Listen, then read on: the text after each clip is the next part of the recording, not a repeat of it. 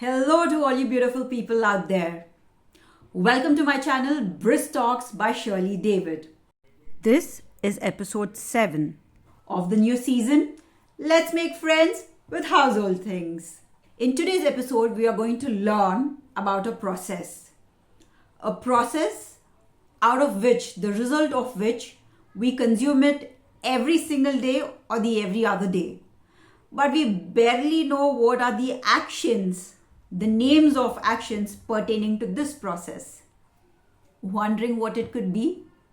Well, it is about how to make Indian bread, aka rotis. So today we are going to learn how to make rotis using the English vocab. Are you ready? Let's get started then. Come on. First, let's list down all the ingredients that are needed and let's learn the right pronunciation of these ingredients. Let me refer to my guide. The first ingredient is wheat flour, not flour. It is flour. The spelling is F-L-O-U-R. The next item is water. Water, not water. It is water. The next item is salt, not salt. It is salt. Next is oil or clarified butter. It's an optional item, but it is oil, not oil. And ghee is called as clarified butter. The next ingredient is dry flour. This is used for dusting and rolling purpose. Now, let's move on to all the items that are needed for preparing the dough. Mixing bowl, not bowl, it's bowl. Then we need a sieve. Sieve, this is not strainer, this is a sieve. So mark the pronunciation, it's dough. For preparing dough, this is all that's needed. Not dough, it's dough. For kneading purpose, this action of mixing and gathering all the flour together in water and holding it tight is called kneading. So for kneading purpose, all you need is clean hands and yes, a clean platform. Moving on to the next segment.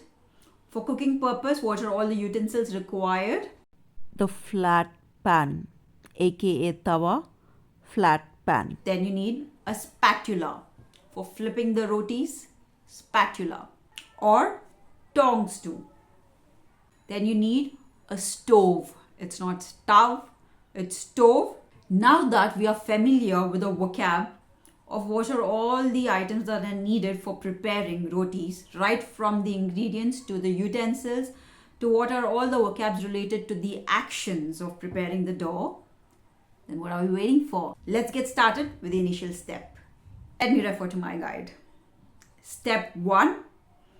This action is called as sieving the flour. Flour, not flour, sieving the flour. This action is mixing the salt along with the flour. In the next step, water is added gently to the combined mixture of flour and salt in order to knead. This action is called as kneading. Once the dough is soft and nice and ready, now you'll have to let the dough rest. Rest well. The better and fluffy and the soft and nice rotis is what you get. So let the dough rest. This action is to divide the dough. The next action is to dust the dough with some flour so that it becomes easy to perform the next action. This is called rolling. Rolling the divided segments of the dough. Rolling is done with the rolling pin on the rolling board. So let's recall what are all the main actions, vocabulary that we learned so far. Sieving, mixing, kneading, resting, dusting and rolling. The next step is to place this evenly rolled out flat breads on the flat pan. Once tiny brown little bubbles appear on the base of the roti, the next action is to flip the roti so that they cook evenly on both the sides. The next step is to see that the roti becomes nice and fluffy. So this is called flatbread getting fluffy. Once the roti is cooked well, it is transferred from the frying pan onto the serving plate, or it is placed in a hot case or casserole. That's it. Now the rotis are freshly cooked and ready to be served. I hope you enjoyed this vocab session around making this simple thing called as rotis. If you found it useful, if you found it informative and entertaining, please do like, share, comment and subscribe to this channel. Thank you so much. Stay tuned to Brisk Talks and let's rock.